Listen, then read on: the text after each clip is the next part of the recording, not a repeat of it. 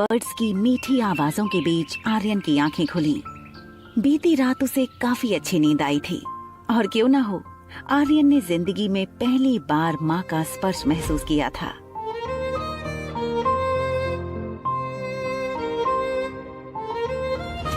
तुम मम्मा बोलो या मॉम बोलो, हूँ तो मैं तुम्हारी माँ। सचमुच? I love you, Mom. मगर उसे पता था, चाहे कुछ भी हो जाए, रोहित को कल के बारे में पता नहीं चलना चाहिए। आर्यन ब्लैंकेट हटाकर बेड से उतर गया, अपने स्लीपर्स पहने और बाथरूम में चला गया। रोहित की आंखें भले ही लैपटॉप स्क्रीन पर थीं, उसका ध्यान पूरी तरह से आर्यन पर था।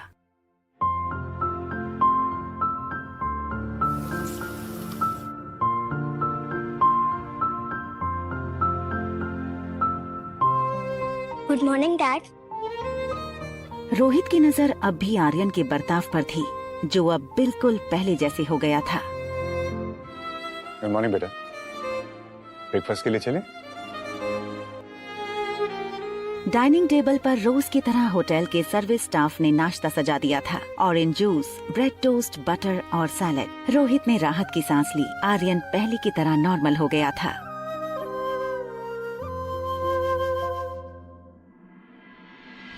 दूसरी तरफ कामिनी सुबह 7 बजे से कुणाल के घर के बाहर अपनी कार में कुणाल के निकलने का इंतजार कर रही थी। 9 बजे जैसे ही कुणाल निकला,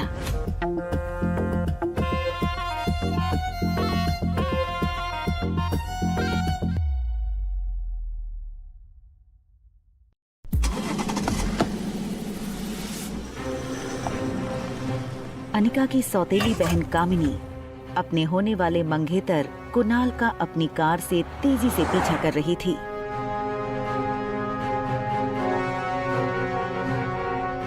बर्थडे पार्टी के बाद ना तो कुणाल कामिनी का फोन उठा रहा था और ना ही कॉल बैक कर रहा था। कंपनी के पेपर्स कहाँ हैं? ये हो सकती है शादी। कंपनी के पेपर्स अगर नहीं मिले तो मेरे घर वाले इस शादी के लिए नहीं मानेंगे और ना ही मैं। कामिनी को लग रहा था कि क्योंकि अनिका ने अपनी कंपनी के पेपर्स उसके नाम नहीं किए थे, इसलिए उस बात को लेकर कुणाल अब तक नाराज है। लेकिन वो इस बात से बेखबर थी कि कुणाल किस मकसद से अपने घर से निकला है। ना तो कुणाल कामिनी का फोन उठा रहा था और ना ही कॉल बैक कर रहा था। कामिनी को कुणाल का ये बर्ताव बहुत अजीब लग रहा था, इसलिए कामिनी कुणाल का पीछा करके पता करना चाहती थी कि आखिर कुणाल कहाँ और किसके साथ बिजी है।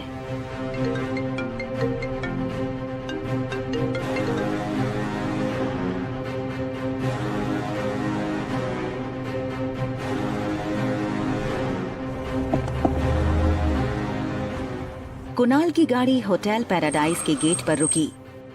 कामिनी थोड़ी दूर रुक गई। उसने देखा कुणाल ने गेट पर सिक्योरिटी से कुछ बात की और गाड़ी लेकर अंदर चला गया।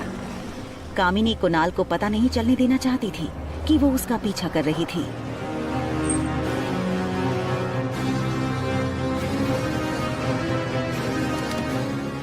उसने देखा कुणाल वैले पार्किंग के लिए अपनी कार दे रहा था।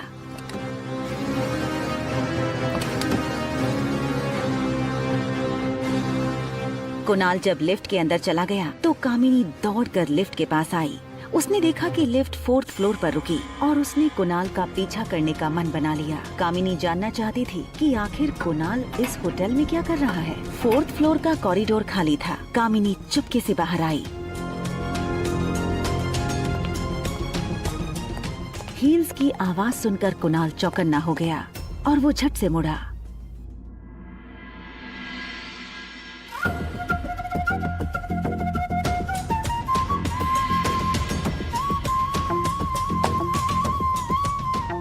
कॉरिडोर की राइट साइड से कुणाल की आवाज आई। कुणाल होटल के कुछ स्टाफ मेंबर्स को इंस्ट्रक्शंस दे रहा था। मेरे दोस्त लोग आज 6 बजे से आना शुरू हो जाएंगे। फाइन। मैं नहीं चाहता हूँ कि उन्हें किसी भी तरीके की कमी हो। जी। और भी पैसे मिल जाएंगे, लेकिन कोई प्रॉब्लम नहीं होनी चाहिए। दरअसल मैं चाहता हूँ कि ये पूरे हॉल को आप फूलों से सजा देना और वहां पे ना मुझे एक स्पॉटलाइट चाहिए और एक फॉलो लाइट चाहिए मुझे, जो मुझे फॉलो करे, ताकि जब मैं उस एनी प्रॉब्लम सर? नहीं, जब मैं इस दरवाजे से अंदर आऊंगा ना जी, तो मेरे हाथ में एक फूलों का गुलदस्ता होगा। Okay. मैं चाहता हूं कि वो स्पॉटलाइट मुझे उसी वक्त फॉलो करे, Sure. ताकि जब मैं उस लड़की के पास जाऊं तो इस हॉल की सारी लाइटें उसी वक्त ऑन हो जानी चाहिए। Okay. एंड मेक श्योर, मैंने एक गाना सेलेक्ट किया है, डीजे वाले को बोल के वो गाना उसी वक्त बजवा देना। Noted. दरवाजे के बाहर खड़ी कामिनी कुछ समझ नहीं पा रही थी कि कुणाल आखिर करना क्या चाहता था। एक्सक्यूज मी मैडम, मैडम आपको कुछ चाहिए? कामिनी घबरा गई, कहीं कुणाल को उसके बारे में पता न चल जाए। वो वहाँ से भाग निकली। क्या हुआ मैडम? मैडम, अरे मैडम क्या हुआ? आवाज सुनकर कुणाल और बॉल रूम में मौजूद बाकी लोग बाहर दरवाजे की तरफ आ गए। क्या हुआ मनोज, क्यों चिल्ला रहे हो? अरे सर, एक मैडम थी यहाँ दरवाजे से लेके खड़ी थी, हाथ में उनका सैंडल था। मैंने पूछा क्या हुआ मैडम, तो भाग गई। शायद गलत फ्लोर पे आ गई होगी। नहीं, तुम्हारी शक्ल देख करके डर गई होगी। बाकी स्टाफ वाले सफाई वाले मनोज पर हंसने लगे। अच्छा सुनो, मेरा एक काम करोगे? हाँ सर करूंगा। देखो, अगर काम करोगे तो कुणाल ने मनोज के हाथ में 2000 रुपए दिए। 2000 रुपए हुए तुम्हारे। रखो। काम नहीं पूछोगे क्या है? क्या है? कुणाल ने अपनी जेब से फोन निकाला और रागिनी की तस्वीर मनोज को दिखाई। ये लड़की इसी होटल में रुकी हुई है। अब तुम्हें ये पता करना है कि इसका रूम नंबर क्या है। हो जाएगा सर। गुड। और फिर जब ये हो जाए तो फिर उसके बाद एक छोटा सा काम और कर देना, ये लेटर उसको दे देना। दे दूंगा सर, आप टेंशन मत लो। कामिनी गहरी सोच में अपनी गाड़ी की तरफ बढ़ रही थी। उसे ये तक पता नहीं था कि उसके पाँव की सैंडल अब तक उसके हाथों में थी। वो जैसे ही गाड़ी में बैठी, उसने देखा कुणाल अपनी गाड़ी में तेजी से होटल पैराडाइज के गेट से निकल रहा था। कामिनी तुरंत स्टीयरिंग व्हील के नीचे छुप गई। उसने कुणाल की गाड़ी को आगे निकलते हुए देखा। कामिनी समझ नहीं पा रही थी आखिर कुणाल ये सब क्यों कर रहा था और किसके लिए। कुणाल ने गाड़ी में तेज म्यूजिक चलाया हुआ था। कुणाल ये मैसेज अपने नजदीकी दोस्तों को करने वाला था। वो चाहता था कि वो अपनी नई खूबसूरत दोस्त को अपने सारे फ्रेंड से इंट्रोड्यूस करवाए। गाड़ी चलाते हुए मैसेज भेजने वाले कुणाल को ये पता नहीं चला कि कब उसने गलती से ये मैसेज कामिनी को भी भेज दिया। कामिनी अपनी गाड़ी में सर स्टीयरिंग पर रखकर बैठी थी। कामिनी को शक हो चुका था कि कुणाल की जिंदगी में शायद कोई और लड़की है।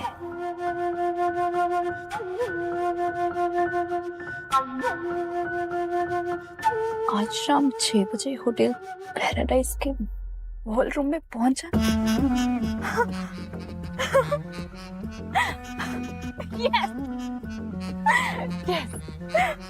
ये मैसेज पढ़कर मानो कामिनी को अपनी खोई जिंदगी वापस मिल गई थी। कामिनी को लगा कि सारी प्लानिंग कुणाल ने इसलिए की थी ताकि आज शाम वो कामिनी को शादी के लिए प्रपोज कर सके। बेचारी कामिनी को खुद पर शर्म आ रही थी। उसे लगा कुणाल पर उसे इस तरह शक नहीं करना चाहिए था। अब कामिनी को आज के स्पेशल दिन पर कुणाल के लिए कुछ स्पेशल करना था। कामिनी ने सोचा, अगर आज के दिन अनिका की कंपनी में कुणाल को तोहफे में दूं तो अच्छा सरप्राइज होगा। अनिका उस वक्त रिया के साथ बैठकर उसके स्कूल प्रोजेक्ट पूरे करने में मदद कर रही थी। ये पेज फिनिश करो, मैं आ रही हूँ। अनिका रिया से थोड़ा दूर होकर बोली, हेलो। सुनो अनिका, मुझे वो फार्मा कंपनी आज ही चाहिए। कीमत जो तुम चाहो, तुम्हारी सोच और औकात से कहीं ज्यादा कीमत देने को तैयार हूँ मैं। देखो, मैं उतना कमा लेती हूँ जिसमें मैं और मेरी बेटी खुश रह सके। उससे ज्यादा ना मेरी ख्वाहिश है और ना ही मेरी जरूरत। मैं जानती हूँ कि ये सब तुम क्यों कर रही हो। तुम्हें क्या लगता है कि ये कंपनी नाम मिलने पर कुणाल मुझसे शादी नहीं करेगा? तो ठीक है, आज शाम 6 बजे होटल पैराडाइज के बॉलरूम में आ जाना और अपनी आंखों से देख लेना कि कुणाल मुझसे कितना प्यार करता है। हिम्मत है तो आ जाना। और एक बात और अनिका, तुम्हारे बीते हुए कल के बारे में तुमसे ज्यादा मैं जानती हूँ, और अगर तुम्हें अपने पास्ट के बारे में कुछ अहम बातें जाननी है तो जरूर आना। होटल पैराडाइज इंटरनेशनल बॉलरूम शाम 6 बजे। पर क्या बात हो सकती थी वो? अनिका ने सोचा, क्या वो बात फार्मा कंपनी से जुड़ी थी, या शायद उसकी शादी से जुड़ी थी, या फिर उसके खोए हुए बेटे की? अनिका के मन में ये ख्याल चल ही रहा था कि स्वीट की डोरबेल बजी। मैं करूंगी।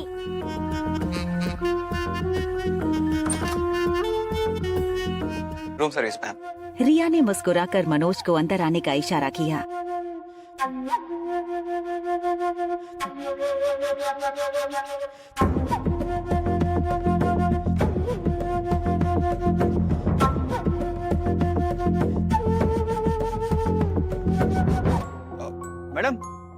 It's done. ये तो वही मैडम है जिसको लेटर देना है। अनिका ने अपने पर्स से 100 की नोट निकाली और मनोज के हाथ में थमा दी। मनोज ने अपनी जेब से कुणाल का लेटर निकाला और अनिका के हाथ में दे दिया। अनिका को लगा शायद ये होटल का कोई बिल होगा। उसने लेटर को अनफोल्ड किया। लेटर में लिखा था, डियर रागिनी, आखिर हमारा खत आपके कमरे तक पहुंच ही गया। हमारी दोस्ती को भी एक मौका दीजिए। आज शाम 6 बजे होटल के बॉलरूम में। लेटर की लिखावट पर से अनिका ये समझ गई थी कि ये हरकत कुणाल की थी। बस अनिका को ये बात समझ नहीं आ रही थी कि कुणाल अगर आज शाम को बॉलरूम में कामिनी को प्रपोज करने वाला था तो उसने अनिका को वहाँ क्यों बुलाया था। और अगर तुम्हें अपने पास्ट के बारे में कुछ अहम बातें जाननी है तो जरूर आना। होटल पैराडाइज इंटरनेशनल बॉलरूम शाम 6 बजे। तभी अनिका को ख्याल आया कि रूम सर्विस वाला आखिर कुणाल को कैसे जानता है। उससे बात करने के लिए वो तुरंत अपने रूम से बाहर आई, लेकिन मनोज उसे नहीं मिला। रोहित अपने स्वीट में वीडियो कॉन्फ्रेंस के जरिए कंपनी के बोर्ड मेंबर की मीटिंग अटेंड कर रहा था। उसके फोन पर बार बार कंपनी का IT हेड सैम फोन कर रहा था। रोहित को पता था कि सैम के पास जरूर डॉक्टर अमृता की कोई न्यूज होगी। कॉन्फ्रेंस खत्म करने के बाद रोहित सैम को फोन लगाने ही वाला था कि आर्यन की ट्यूशन टीचर मैरी आर्यन के रूम से बाहर आईं।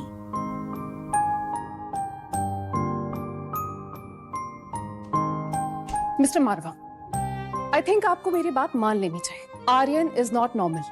उसे स्पेशल बच्चों के साथ स्पेशल स्कूल में भेजना चाहिए। वैसे मैरी कई बार रोहित को ये बात बता चुकी थी, लेकिन रोहित जब भी ये बात सुनता वो बात टालने की कोशिश करता। स्पेशल स्कूल में डालने का मतलब था कि आर्यन एक मेंटली चैलेंज लड़का था। रोहित को ये बिल्कुल मंजूर नहीं था। Please have a seat. अब बताइए क्या हुआ। Mister Marwah, I don't know how should I explain this to you. Aryan is bad in every subject. अगर कोई बच्चा एक दो सब्जेक्ट में वीक होता तो मैं समझ सकती, लेकिन वो हर सब्जेक्ट में 0 है। EVS जो सबसे सिंपल सब्जेक्ट है वो उसे बोरिंग लगता है। बाकी सभी सब्जेक्ट उसके लिए बहुत डिफिकल्ट है। होमवर्क वो करता नहीं है और ट्यूशंस में वो पढ़ाई में ध्यान नहीं देता। रोहित रोज की कंप्लेंट सुनकर परेशान हो गया था, मगर वो चाहता था कि टीचर उसे यही पढ़ाए। देखिए टीचर, अगर आप कहेंगे तो मैं आपकी सैलरी डबल कर दूंगा। क्या आप कुछ एक्स्ट्रा टाइम निकाल के आर्यन को ट्यूशन दे सकती हैं? I will be very grateful to you.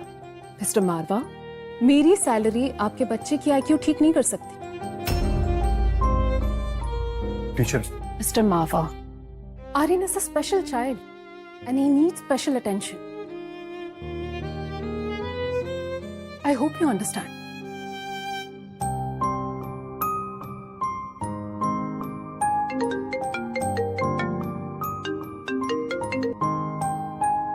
हाँ सर बोलो।